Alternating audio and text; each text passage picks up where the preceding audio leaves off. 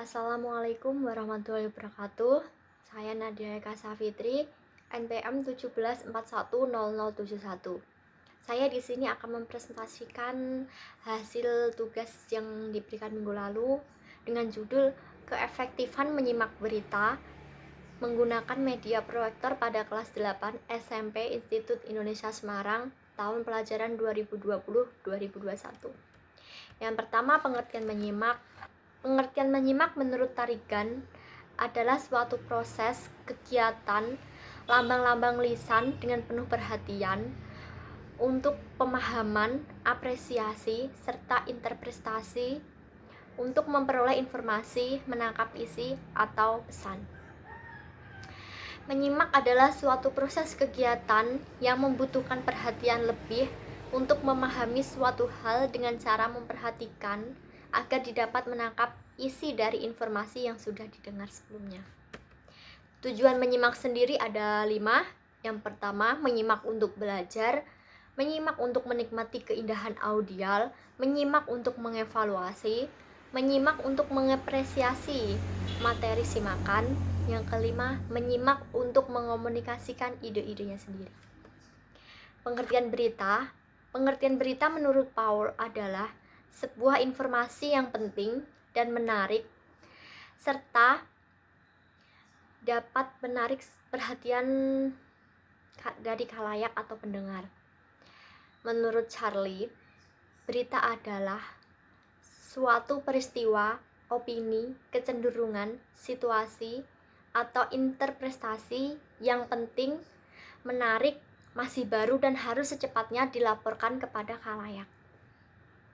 Pengertian lain berita adalah suatu informasi yang layak untuk diinformasikan kembali untuk orang banyak atau pendengar.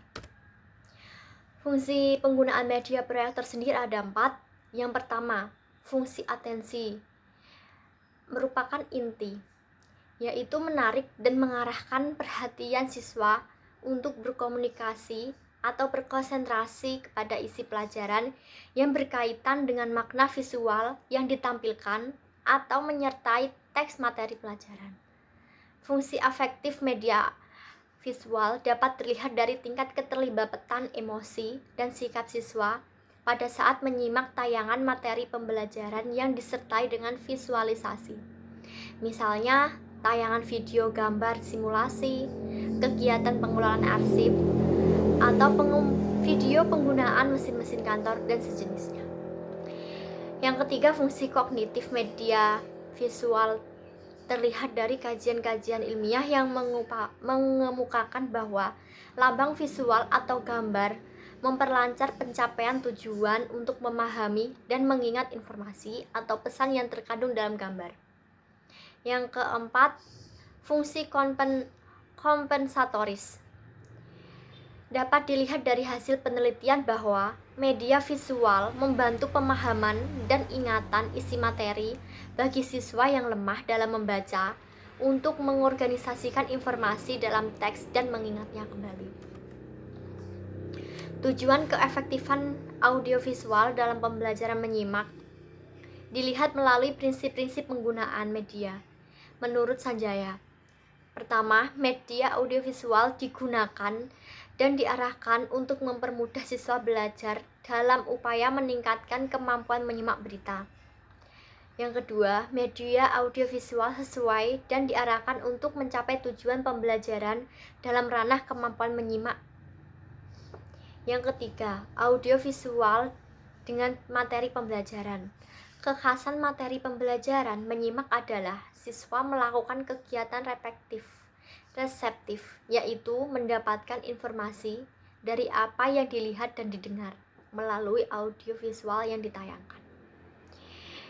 Media audiovisual merupakan media yang efektif dan efisien karena tidak memerlukan peralatan yang sulit dan sesuai dengan materi yang akan disampaikan.